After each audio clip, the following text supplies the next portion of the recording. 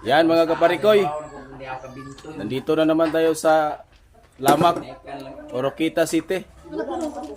Mayroon tayong pupukpukin at pagkatapos ay ayusin mga parikoy.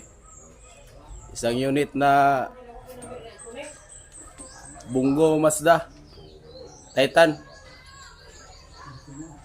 Isang unit na ang engine is 4H F1. Yan mga pre. Ang issue pala dito mga parikoy, tinuwing na lang kasi knocking yung engine. Kaya umpisa natin tong baklasin mga kaparikoy. Yan o.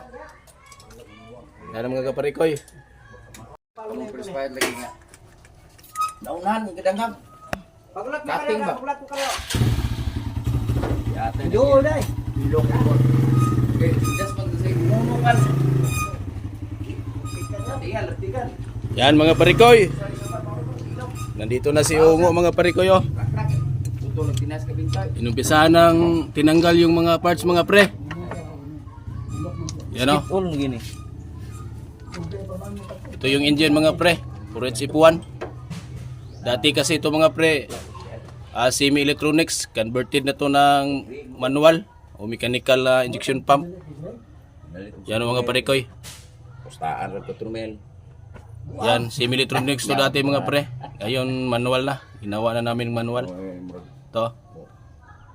Pasa ko. Okay mga parikoy, babaklasin na natin lahat. I-dismantle natin. Pagkondisyon. Okay.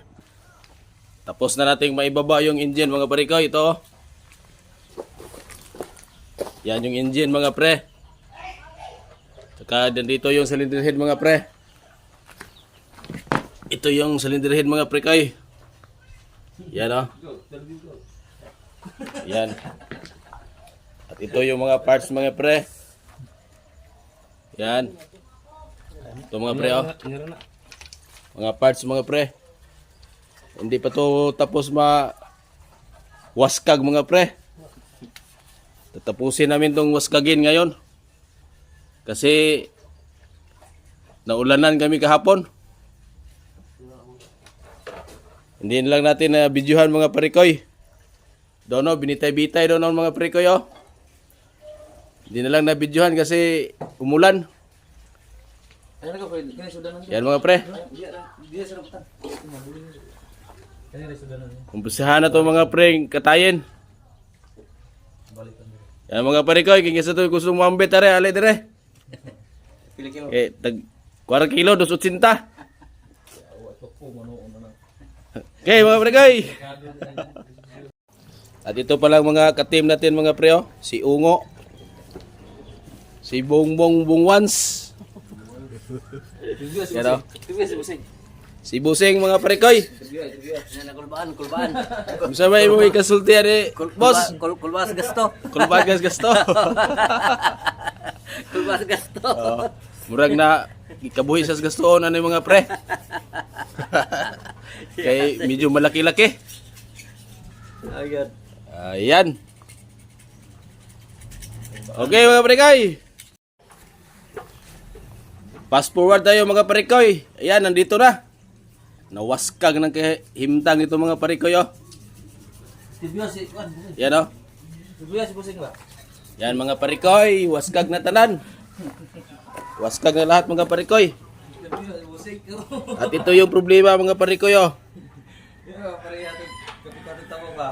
Yan oh. Ang connecting rod journal yung na damage mga parikoy sa number 1.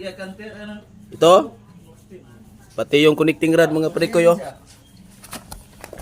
Ito damage mga pre. Damage.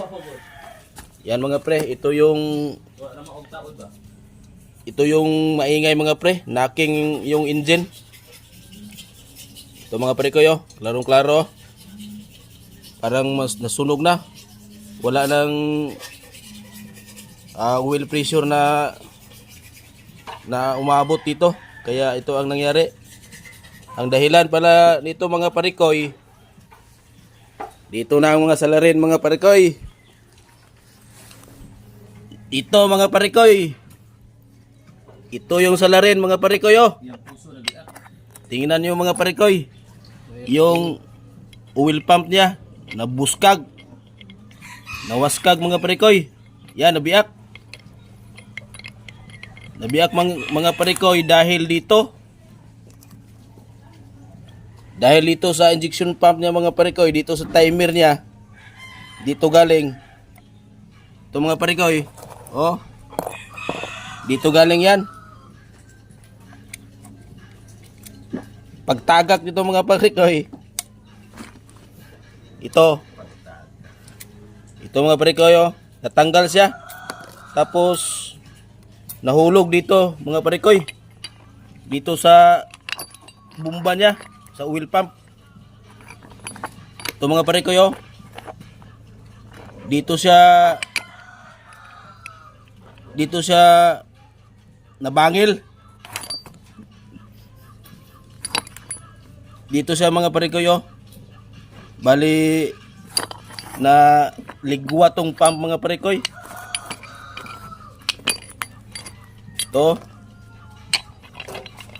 Itong mga maliliit na mga pisa mga parikoy, yung spring. Dito nabangil mga parikoy oh. Yan oh.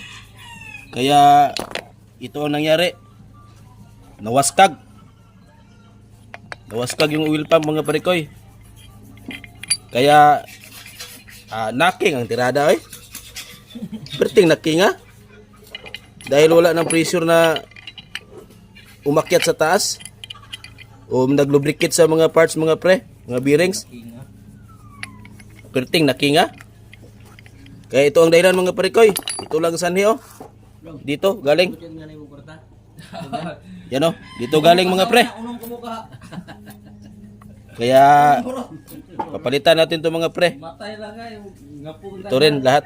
Palitan to. I-replace natin. Yan.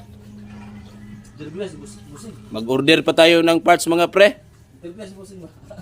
Baka dumating bukas o kaya mamaya o sunod araw. Doon tayo sa Japan mag-order. Yan o. Okay mga parikoy, mag-order tas Kaluwagan City. Bye-bye.